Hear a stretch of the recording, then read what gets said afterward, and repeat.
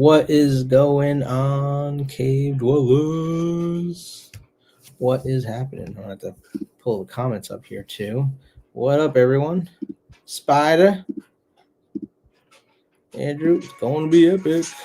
Yeah, you're gonna turn your volume down on that. Thanks. Really, babe? You sure? You don't want me to just leave What it on? up, everyone? Oh, now is there an echo still? I think I might have just fixed it. Wow, look at me. But yeah, what's going on, everybody? Let us know if you can hear us, and we'll get this thing started. We do have two special guests, actually, which was a surprise to even us. So we're excited about it, and we do have a giveaway too. But we'll get into that in a little bit. So if you're not a member, get on the membership train. Let's do it. Pick your engine size and sign up so you can get some special treat tonight. Special treats. That's the trick or treat edition. Oh my God! Look at you. Isn't she like in good spirits? I mean, look at this woman now. loving it. But drugs. No, she's joking. Prescribed. But yeah, so it's going to be a good show, good episode we have for you, because we not only just have one special guest, but we got two. So without further ado, let's introduce Mr. Music Man's Garage. He can introduce himself. Welcome to the show, Mr. Corbin. Hey, how's it going, you guys? What's happening, man? Not a whole lot. Just out here doing what I can, going to work and driving a truck and then enjoying the Camaro. Living the American dream. Yeah, living the dream. He's got a salt block, baby, like mine. What? He has a salt block behind him like mine. He does. That is a Himalaya salt lamp, right? Yep. Yes, it is. See? Yeah. Perfect. Well, not only do we have one special guest. Oh, sorry, I cut you off. No, it's all right. Pictures on the wall. That's Camaro Fest last year on the drag strip, Bowling Green, and that is road course this year at Camaro Fest, which you guys didn't make it to. I was highly disappointed you weren't there this year, but I met you the first time last year at Camaro Fest in person. Yeah, we were disappointed too. Trust me. Yeah, all her fault. Just kidding. It was my fault. I've kind of screwed us up this year. That's not gonna happen next year. Mm-mm. But not only do we have Mr. Music Man's Garage, which don't forget to go subscribe to his channel, by the way. Check it out. It's all one word, Music Man's Garage. Go look it up, subscribe, become a member of his channel, and follow his great videos. He's been doing some good content, Camaro and non-Camaro stuff. So it's really nice. Right. Yeah. But we do have another special guest that wanted to join in tonight. So without further ado, let me see if I can get this tuned up right. Where is it? Here we go. Mr. Scott Settlemire. What's going on, Scott? Not much. Just sitting here in Mars. The red planet. I still love the story when you tell about being caught on Camaro 5. Yeah. When I started, it was actually CamaroZ28.com. And at the time, we weren't allowed to be on the internet as GM employees. So I decided, I'm from Mars. I'll go on as Red Planet. And that was fine for about 6 months until somebody sends me a note that says, by the way, Red Planet, you're Scott Settlemire. You graduated in 1972 from Mars High School. And I just about messed myself. Caught. Red Planet. Well, it's easier to ask for forgiveness than permission.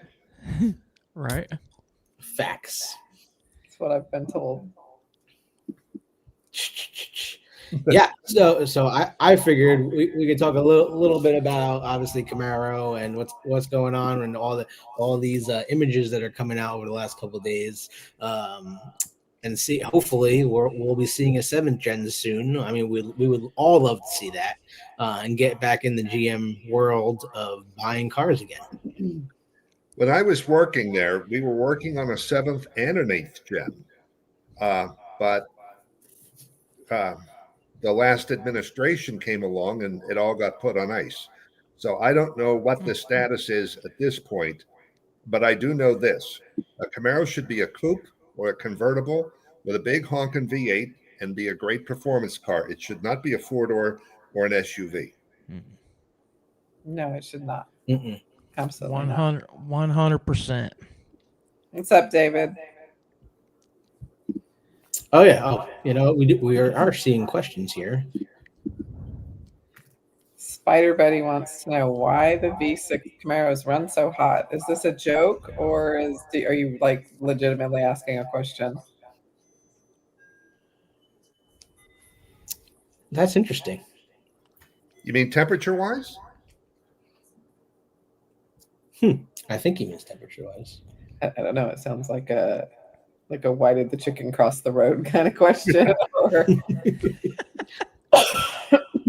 What up, David? I mean, my 6th gen, or wait, what was the question? 6-cylinder.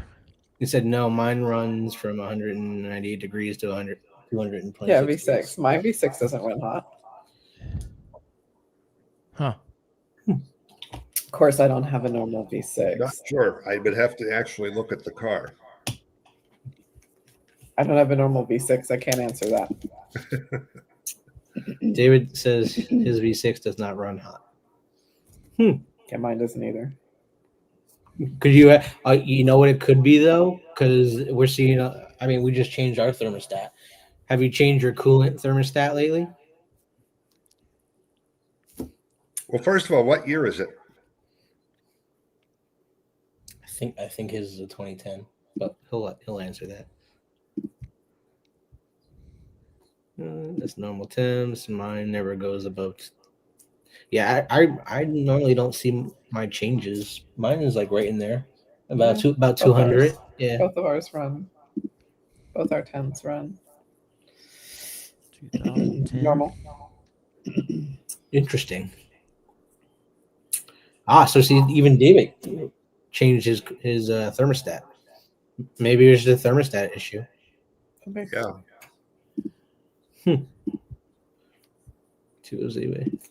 Hi, Al. What up, Al?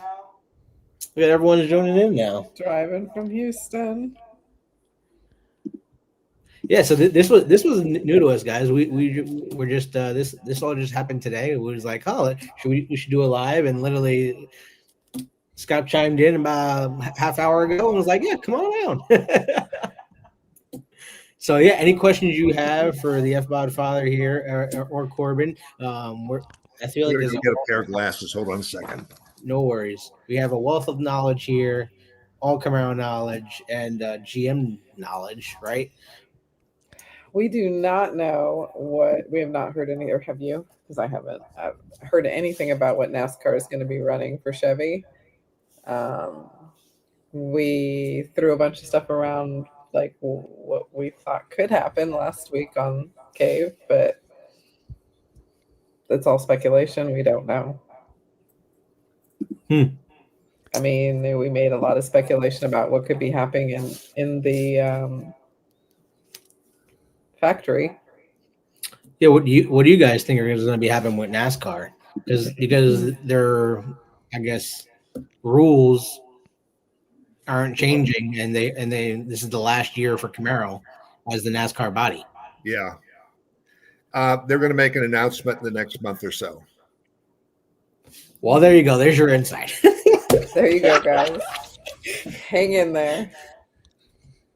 I felt personally like Chevrolet was getting out of the NASCAR realm because they need to have a vehicle that they sell to become their NASCAR body. So I thought that Cadillac was going to take over in its place, but that's just my speculation.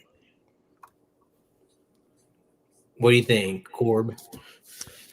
Honest, if I were being honest with you, I read an article about basically saying the same thing that Scott said, but I've never done any research at all on NASCAR, so I have no idea. I'm just being honest. Well, I know this. We've spent, when I say we, GM and Chevrolet has spent an awful lot of money on NASCAR, and I think they'll continue to do Chevy. Okay. Gotta be crazy to back out now. I mean, they have trucks and stuff in there too, so. Well, it's not just one race anymore either, right? They have the truck series. I mean, Yeah. Cadillac has their own series, and Corvette has their own series. So you gotta have something Chevrolet. Yeah. Right. Now, does Chevrolet make money off NASCAR, or is it the other way around? Oh, no. We spent a small fortune on it. Oh. Okay. And I mean, Daytona and Indianapolis, it requires like 300 and some cars in the fleet. Does NASCAR like rent the cars, or do they buy the cars and then? Nope. And they charge us. Really? Mm-hmm. Oh, see, I never knew how that worked. Where you're supposed to, like, they have so many cars on display. I didn't know if they were renting them from GM. Oh no, we provide them, and the problem is, we have to write several of them off because they get damaged, and we can't replace anything that requires a weld. So invariably, after Indianapolis 500 or the Daytona 500 or the Brickyard 400, there are several cars that have to be written off. Interesting. Yeah, that is a good question, because I did see an article that they are going to be racing the Garage 56 car again at Le Mans. Camaro will be at the Le Mans again. Yeah, Mr. Hendrick would not be a little happy about his whole Chevy team. Keep him happy. Yeah. Well, let's get to some photographs, guys, and then you can get your input on what you guys are seeing. But there's been a couple of Camaro photographs that have been all over the internet the last 2 days, and it's this basically a photograph hanging from the rafters at the GM design studio. And of course, that's not going to let me click on it, right? Why would it be easy? It's up. You can see it. It's up. Perfect. Let's see if I can zoom in on it then. There we go.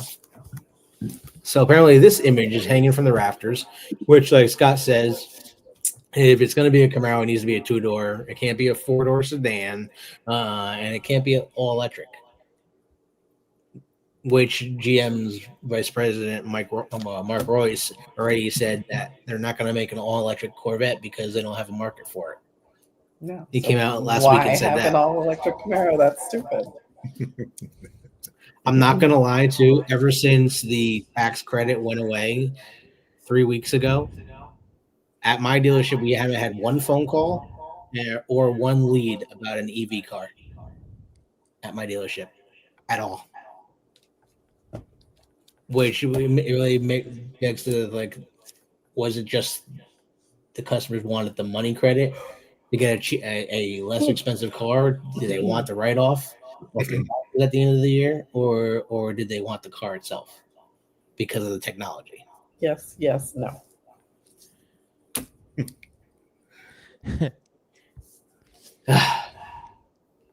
Where are we going?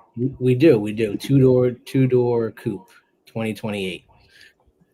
I don't know. What do you think the year would be if they did bring back the Camaro? Like, because I remember you back is 229. Yeah, because it takes 5 to 7 years for a vehicle to be. No, it doesn't take that long, but it's we're almost into 2026.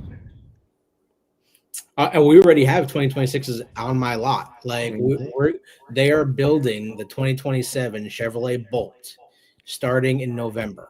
Mm-hmm. And we're going to be seeing the 27 Bolt in dealerships in January is what they're telling us already. So they don't have much time to do anything. Like they obviously push these cars out sooner than later, right? But I'll tell you from the dealership side, there's a lot of constraints going on. We can't get parts, we can't get certain specs in vehicles right now, and GM is really holding our hands tied basically on certain engines. Sean, you asked a question. You asked if that's what the 7th gen looked like. We didn't do that much styling on it. We were only working on the engineering.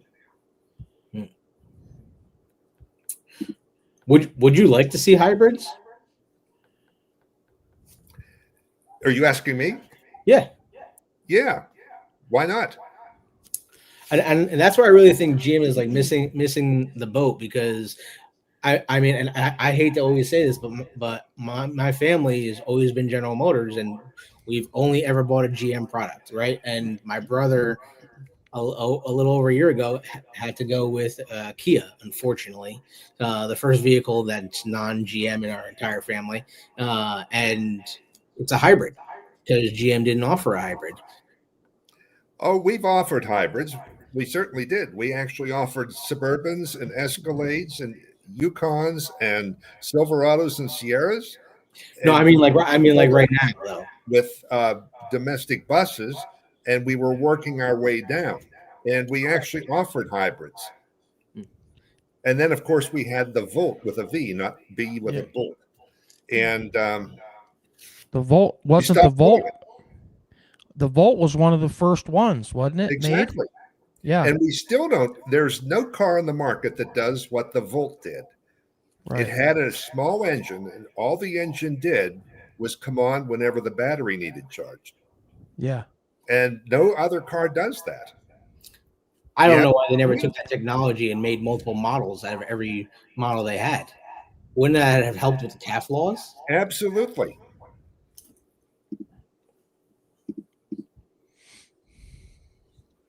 Yeah. 2010. You know, it's they've been out for almost 16 years now. But we don't offer the parts going back that far. Wasn't there like a rule from the government they had to make parts for 10 years? Yes. Okay.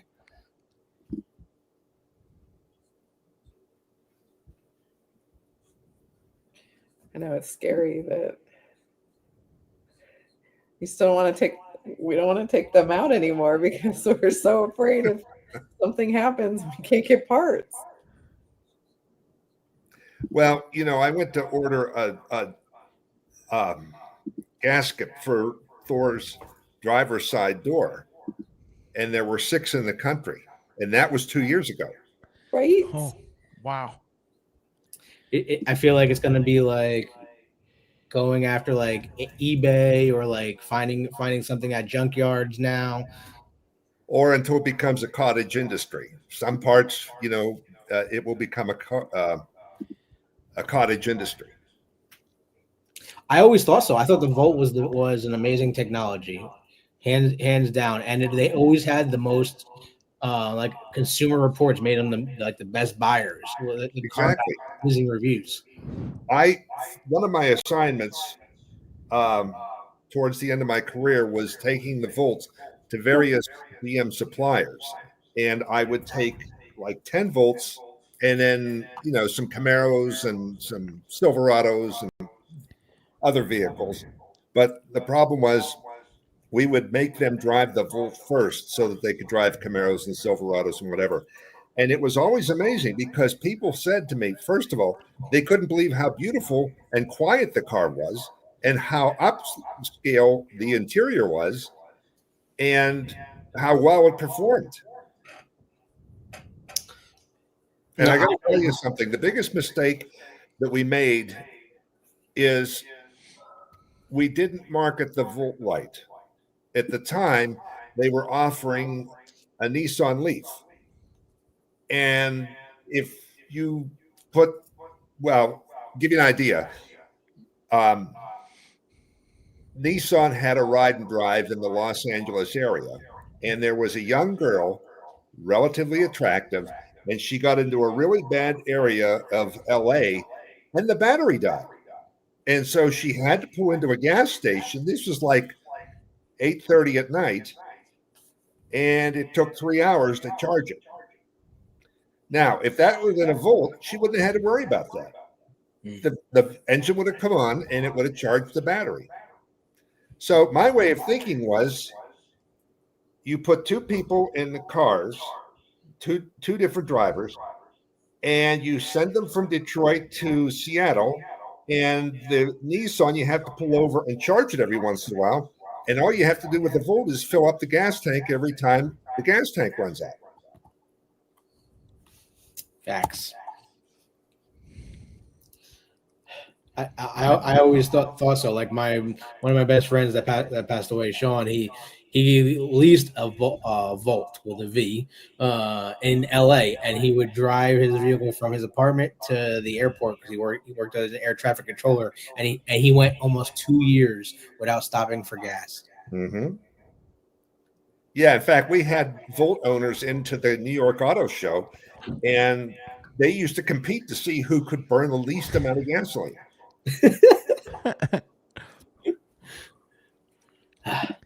Subaru hybrids get 581 miles to a tank. I understand that. I will tell you the new Traverse, just because my dad has one now. We drove to Ohio for the show, the Northeastern Ohio Camaro Club Fall Classic, and he drove his Traverse, and it was a 400-mile trip there. And when he got there, he still had 250 miles on his tank, and that's with a 2.7-liter turbocharged 4-cylinder engine.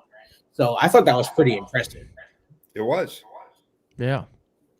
And I know people are sleeping on that engine, but they're putting that engine in a lot of vehicles. I mean, it's in Tonia's Silverado, and it gets great fuel economy. Plus, there's a lot of power and torque out of that little turbo. The truck does well. It really does. Speaking of, maybe you can answer this question, Scott. So there seems to be a couple Camaros that keep popping up on Chevy's website that show that they're still for sale, right? Like this one. This one's been on the website since 2023, right? When the 24s came out. And this car is owned by the dealership. Why would the dealership not remove it from their inventory if they purchased it? A number of reasons. Okay. I used to go crazy with dealers because when I was a district manager, and this goes back many years ago,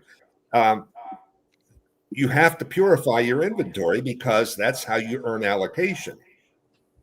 And people would ignore that. So I'd go in and they would start yelling at me because they needed a particular car line. And I remember I had a dealership in Bridgeport, Connecticut, Dan McDermott, and I said to him, your oldest Silverado is almost 2 years old. Go find it. So they found it. And the next day I walked in with the birthday cake because it had just had its second birthday. And this was a white work truck. It was filthy. It was missing most of its parts. Oh. And I said, Dan, do you know how much interest you've paid on this and how many vehicles it's cost you? Now, I want you to get it cleaned up, put it in your showroom, and let's get it sold. And he reluctantly did and sold it within a week. That's wow. Crazy. So that particular car that's right there on the internet, yes. I called about that car a couple weeks ago. I do that every once in a while just for my own sake of knowing about it. And I called a couple times and they said that's owned by the dealer. The guy that owns the dealership owns that car. And when I called them a couple weeks ago, they said that they decided to put that car up for sale. But I will add that there's a $30,000 markup on that particular car. And I think one of the reasons why they did that was so that they could say, hey, we sold the last 2024 Camaro. I don't know. I think that's probably why they held on to it as long as they have. But obviously, I guess if it's still listed, nobody's decided to pay the $30,000 over MSRP on it. Well, first of all, GM and any manufacturer cannot tell a dealer what to sell a car for. If they want to sell it to you for a penny, they can. If they want to charge a $30,000 over window sticker, they can. Yep. Here's why GM doesn't like that. And there's a lot of reasons, but one of the reasons is when we have to go to Lemon Law to buy a car back, we have to give the customer what they paid. But we can't turn around and say to the dealer, wait a minute, you marked it up $30,000. So the dealer doesn't lose anything. Right. Unbelievable. That's crazy. Now, it's kind of cool that we're having Corbin on tonight, too, because he has like a little anniversary that just happened. And I wanted to show, he shared a video with us, and I wanted to show it here because he used to be what? You used to own this car. I own what the car is. Yeah. Well, I started off with an LT1 convertible, the red one that I sent you a picture of. And I was watching Camaro Cave every Wednesday night, do their live show. And I actually at the time was driving a semi to Chicago and back at night. So I would had the phone on my dash and I would watch them do their show. And Andrew got on here, and as you know, you've seen him do it so many other times, build a car on Chevy.com, and then it shows the inventory on there of those cars. Well, as soon as I got home the following Thursday morning, I had been looking for, a Panther, and I couldn't find one. So as soon as I got home, I pulled up the list. There was like 30 cars on it. I started at the top of the list. I started going down that list, and I called every dealership that showed that they had a 2SS Camaro Panther edition, collector's edition. And I called a place down in Cincinnati. Yeah, we got it. It's $10,000 over MSRP. Nope, not going to buy it. Called a place up by Cleveland. They said, yes, we have it. It's $8,000 over MSRP. So long story short, I found a place in Michigan up by Grand Rapids, actually, not too far up the road from Grand Rapids. And I said, hey, it shows on the internet that you have this 2SS collector's edition. And the guy said, yeah. As a matter of fact, the guy that we ordered it for just backed out like an hour ago. I said, here's my credit card number. Hold the car. I'll come and get it. And so I hold every regard. I give the credit to Camaro Cave because I own that car because of watching Camaro Caves live. And I've told them that face to face many times at all kinds of shows. Yes. I had the opportunity to have that amazing car. But there was still something in the back of my head that wanted a 1LE. I wanted they wouldn't build a collector's edition with the 1LE race package on it. And that's what I wanted. So longer story short,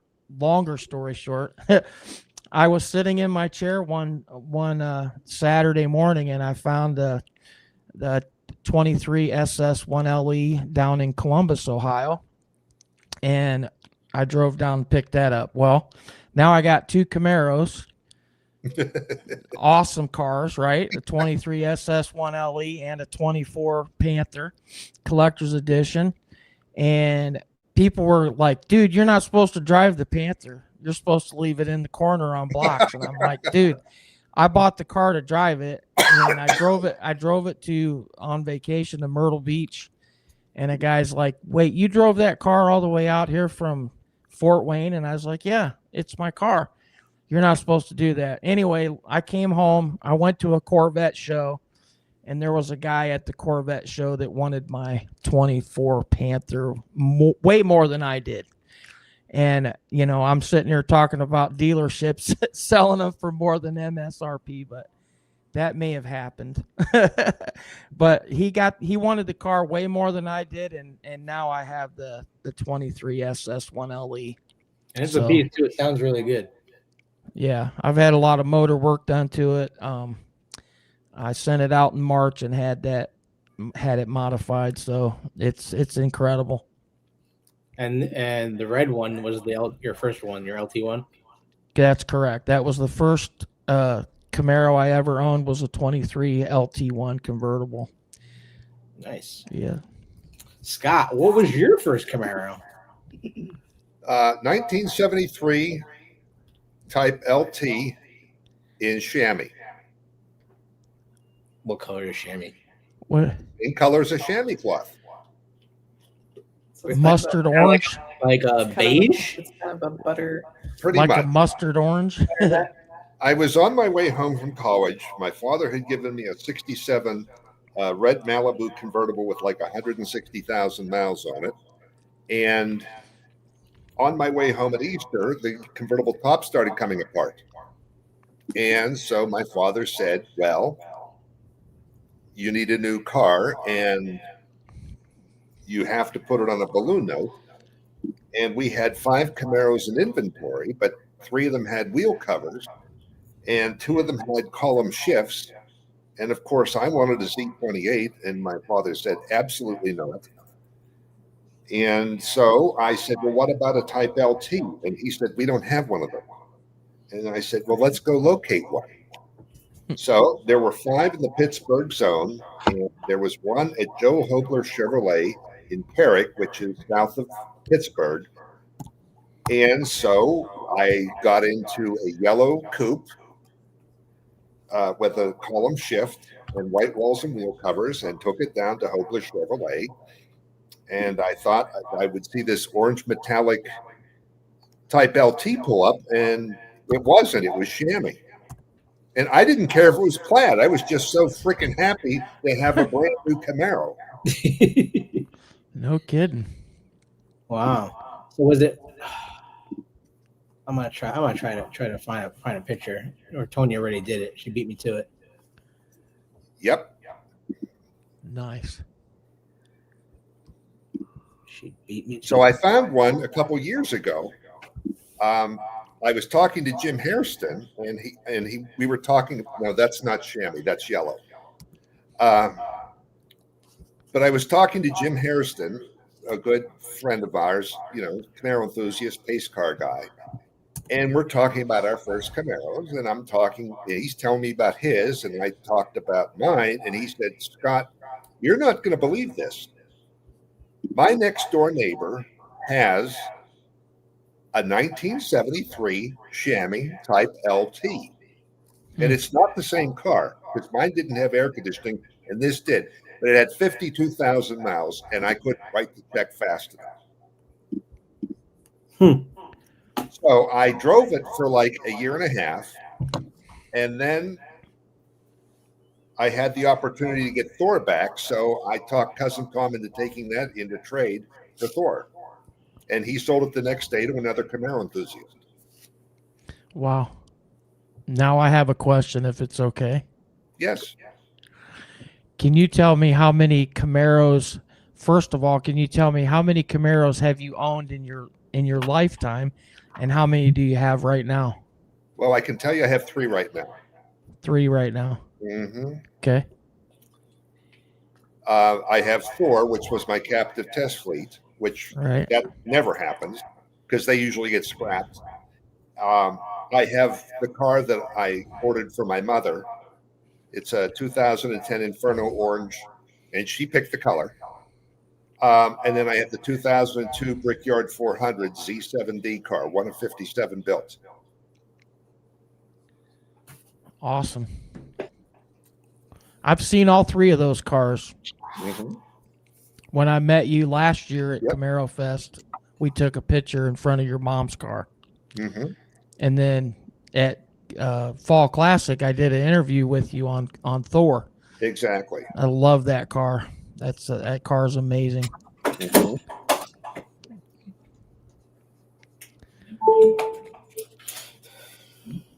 Sorry, guys. Technical. My battery is about to die. I just had to run a bit cord.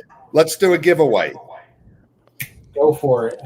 Okay, so this is an official pace car license plate from the 1996 Brickyard 400. We used anniversary cars, the 30th anniversary cars. Now, here's the question. In 1968 and 1969, we offered several transmissions. We offered 3-speed manuals. We offered a couple 4-speed manuals. We offered a power glide, and we offered a turbohydromatic. What was the other transmission?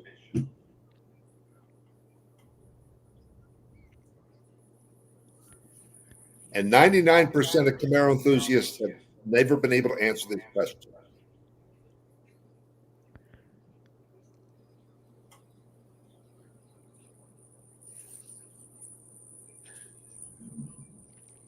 You're not allowed to Google it.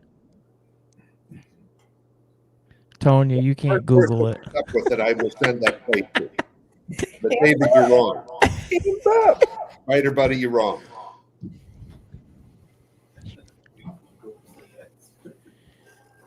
What happened? Did you just give it the answer away? No. Corbin said, no Googling, Tonya. And I said, my hands are up. I'm not Googling. I'm watching the comments on my phone because I can't see the laptop. That's why I put my glasses on. So 3-speed. Did you hear the question? I did, but you want to repeat the question? Yes. 1968 and 1969, we offered several transmissions depending on the engine. We had the 2-speed power glide, the 3-speed turbohydromatic. We had 3-speed manuals and several 4-speed manuals. What was the other transmission?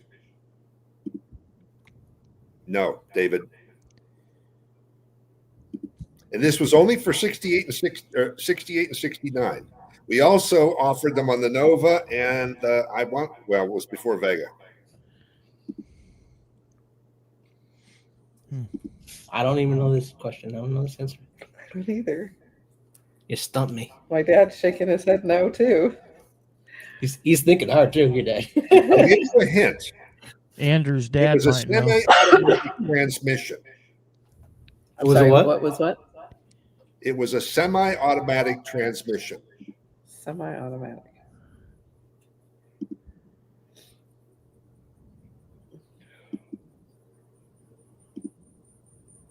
And I'll give you the second word. Drive. Somebody needs to get their Camaro White Book out. Oh, wow. Yeah, we're stumping everyone tonight. Yeah. And I've seen a couple of them. My wife puts on the table. David got it right. Torque drive. Yes. Torquey drive. Did he spell it? Shit. That is so cool. That's crazy. Yep. David got it right before You want Sean me to got sign it. the back of it? Torque drive. And the thing is, you started out in low, and then you had to shift it to drive. It didn't have a clutch. Huh. But it was cheaper than a power glide. And then we offered it, I want to say, on the 71 Vega. So did you have to get it up to a certain speed before you could shift it into gear? I don't know. I know this. If you just put it in drive, it would take forever to pull away from the curb. He said yes, please. Let me go sign it. And in the meantime, Tanya, get his address. I'll mail it to him tomorrow. Okay. He will do that. Well, Mr. Corbin, thank you guys for joining us. We really appreciate it for sure. It's nice to finally have everyone on and seeing you guys. Don't forget to check out Corbin's YouTube channel as well. Music Man's Garage, just right at the bottom of the screen, ticking away. That is full, all one word, Music Man's Garage on YouTube. He's got a really growing channel. We're going to help him get there. He's going to hit that 1,000 subscribers soon. Because it's been like a year anniversary, right? Yeah, it's about the 15th of October. A year ago, I started my channel. So celebrating 1 year. I'm just under 600 subs. Yeah, don't forget, I just mentioned it. I have an interview with Scott Settlemire and Thor. It's actually kind of a pretty cool story because I saw Scott at the Berger, the last Berger show up in Grand Rapids, Michigan. And I told one of the guys, I actually told Morgan, I said, hey, Morgan, go over there and ask Scott to bring Thor to Fall Classic because I'd love to do an interview with him with that car. And Morgan looked at me. He's like, I got stuff going on. You go ask him. Because I was a little nervous. I'm a little starstruck around Scott. You know, as I went over and I said, hey, Scott, will you do this for me? He's like, absolutely. And that's exactly what he did. He drove Thor out to Fall Classic in Akron, Ohio. And it was really tough to get an interview with him, but I was able to get that locked in. And I do have that video on my channel. And again, while I got you here, Scott, thank you for giving me the opportunity to do that. I appreciate it. Hey, Sean, send me the address and I'll mail it to you.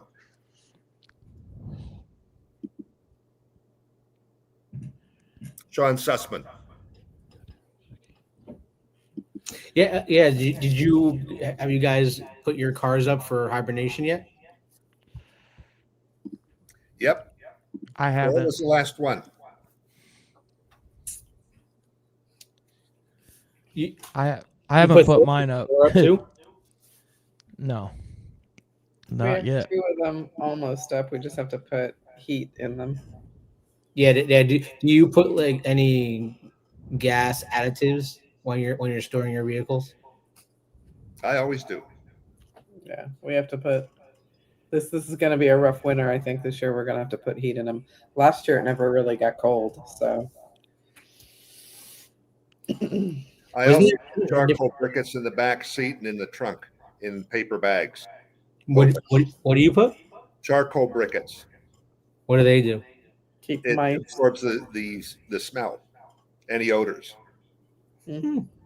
Interesting. I didn't know that. Yes. What is something? Yes. Stable. I use Stable all the time. Okay, that's what it was. Because I always go between I use Stable. I didn't know. And then she says, "Well, I use Heat." Well, we can't use the same thing all the time. No, heat wasn't what I used. Heat was something your mom brought up to us. Oh, wait a minute. I thought you meant the temperature heat. No, there's a little yellow bottle. Oh my God, I'm an idiot. Tanya, I got news for you. It doesn't matter what the temperature is out there. You need to put Stable in your car or fuel stabilizer in your car. Yeah. I tried to tell her this. There's a. There's literally a bottle right over here on our table. That's Stable. This is STP. STP, yeah. Right. There's another brand called Heat Ah, yes. that does the same thing. And then we were just talking about that there's different kinds of brands. Yeah. So they now sell these at every single dollar store. That's why it says $3. First of all, there's no such thing as a dollar store anymore because the stuff in there is $5 and $10 now. But they sell this at every dollar store now for $3. So yeah, that one's STP, but STP, gas treatment. Well, Tammy, you should. I put the stuff in and then I go get some gas in it. Usually they're about half full, but it could be full or close to empty.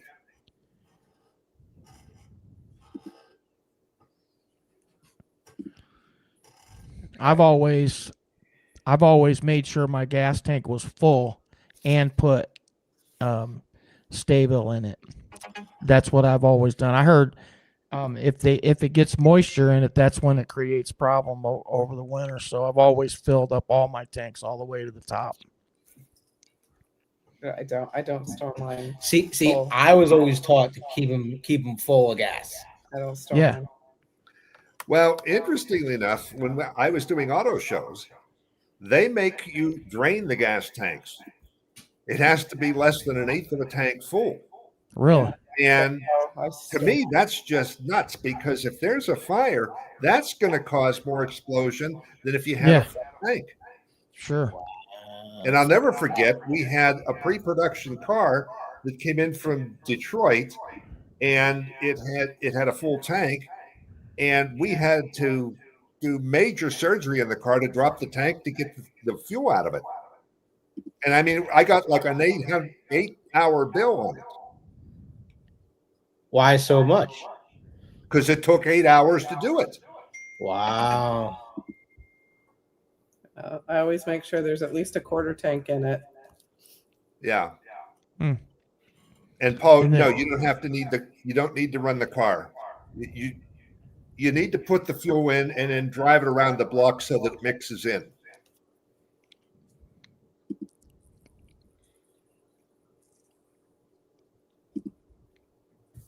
So, and then we put them up on their tires up on their little tire stoppers and give them their Oh, by blankets. the way, the other thing is, I talked to our tire engineers years and years ago, and they say you need to replace your tires every 7 years.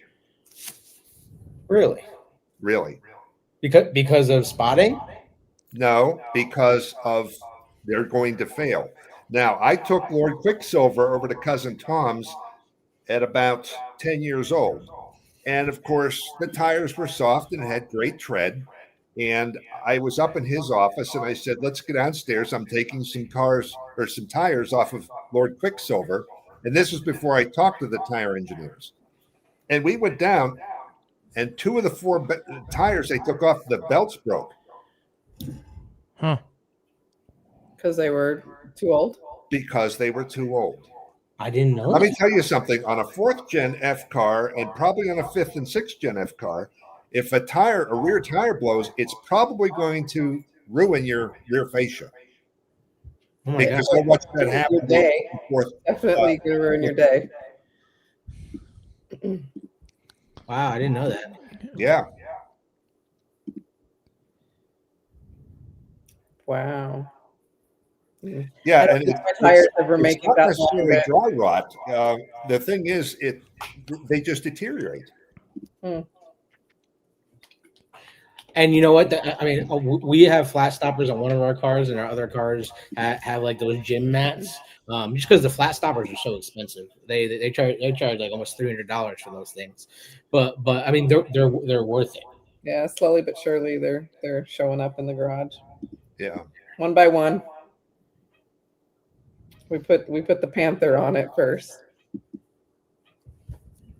Gotta put the best one up there. Really?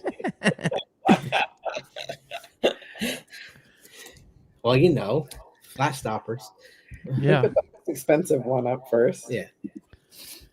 Yeah. But is there any other storage tips you would have for people that are putting their cars away for the winter? Well,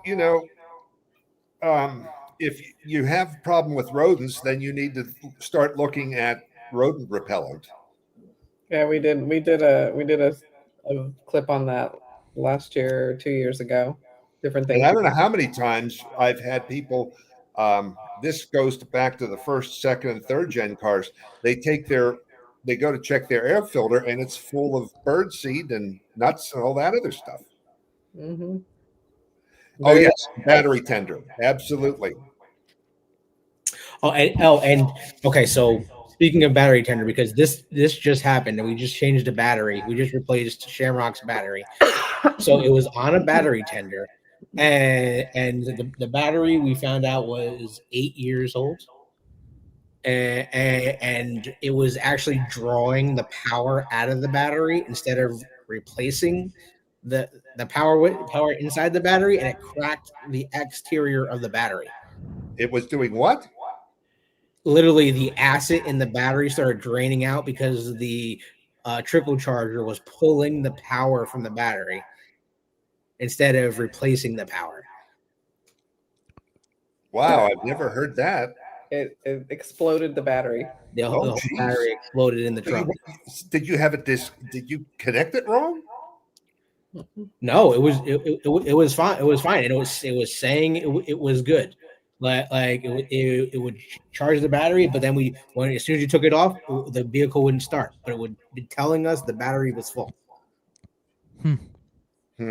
It was very strange. So of course we took the battery. We took everything out of the trunk, took the spare tire out. So got to the battery finally to see that it was literally cracked down both sides and oozing out was the battery fluid. Well, I would think that's a bad battery tender. Yeah. So definitely check that. And that's not the only time it's happened, because we had it on Tribute, our 16SS, and this past year I didn't have to replace the battery, but the trickle charger killed the battery to where it wouldn't start. Spider Buddy, these are northern problems. We don't have those issues. You're right. He's lucky.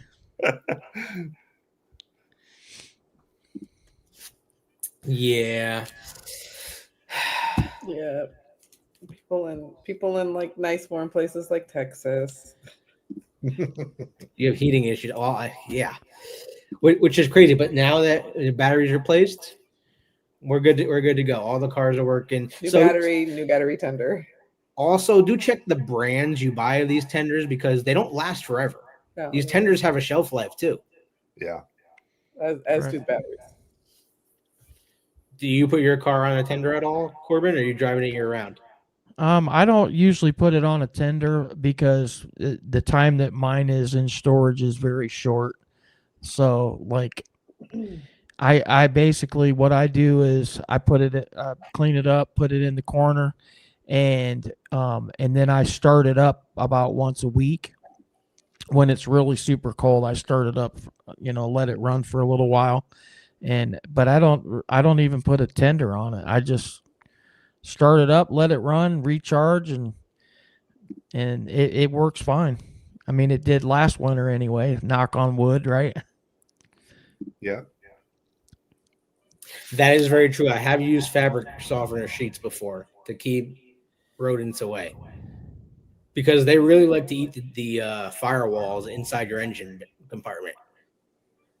I actually found that out at my dealership. We had a vehicle that was sitting for a while, and they opened the hood, and like there was just rodent stuff everywhere. Cedar balls will keep them away. Lavender will keep them away. There's all kinds of stuff you can use. There's little Toyotas are known for using soy in their wiring harnesses, and there's nothing better that mice like and rats and squirrels than soy. Very interesting. I heard that before. The DJ at NEOCC had a Toyota truck and did thousands and thousands of dollars to damage, and so he just traded it. Unfortunately, he bought a Ford, but yeah, crazy. Yeah, there's all kinds of stuff that you can put in there that keeps them away. There's even little sachets that you can buy that are completely organic. They even smell pretty. I keep them in my glove box. I keep them in my engine compartment. I keep them inside the car, the trunk. You can get a whole pack of them for not very much money, and they're kept in the same place that the rat traps and stuff are kept in your local hardware store.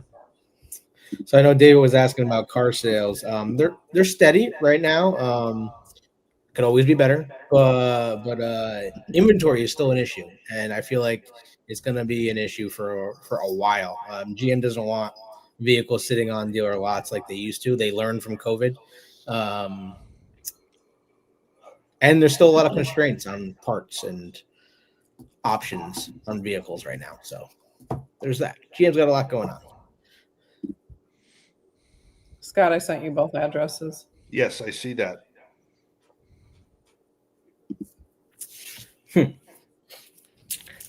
All right, guys, we're going on an hour. I can't really sit very much longer, so I'm going to say peace out. Good night, everybody. Keep the faith. Wear your seatbelts. I'll let Andy finish closing out. We appreciate Tony joining us tonight for sure. Thank you so much, babes.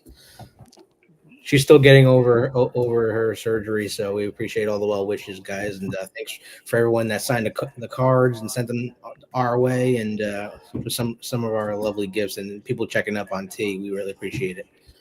I'm going to sign off too, but I will put those in the mail. We appreciate it, Scott. Thank you so much for joining us. My pleasure. See you soon. Have a good night. What's up, man? Just left me and you. That just left us. Then there was two, right? Then there was.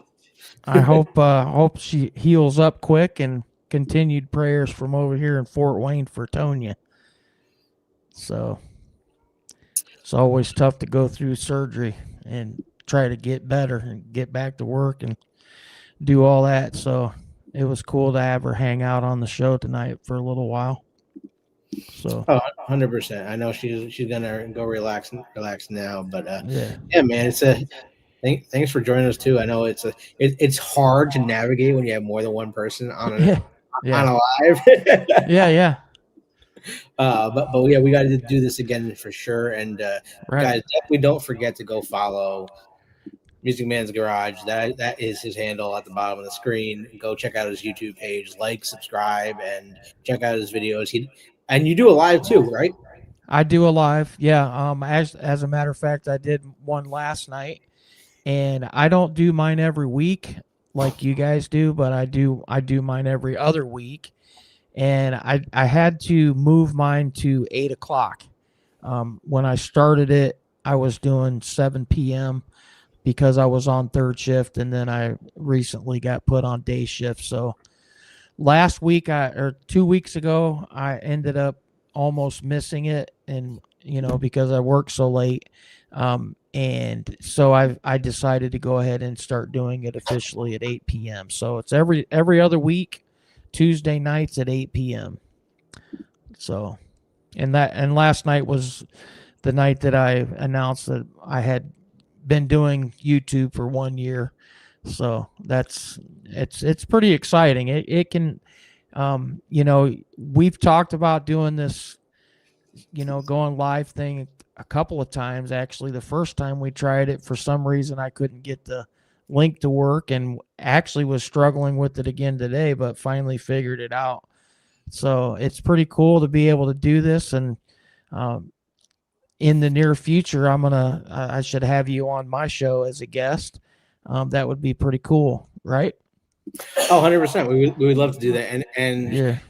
Now, I used to have the paid program with StreamYard, but if I do sign up for it again, we can actually stream to both channels simultaneously. Oh, really? Okay. So it is a possibility. It can be done. Now there's other streaming services where you can do it too. I just haven't tried other ones. Oh, this is the only one.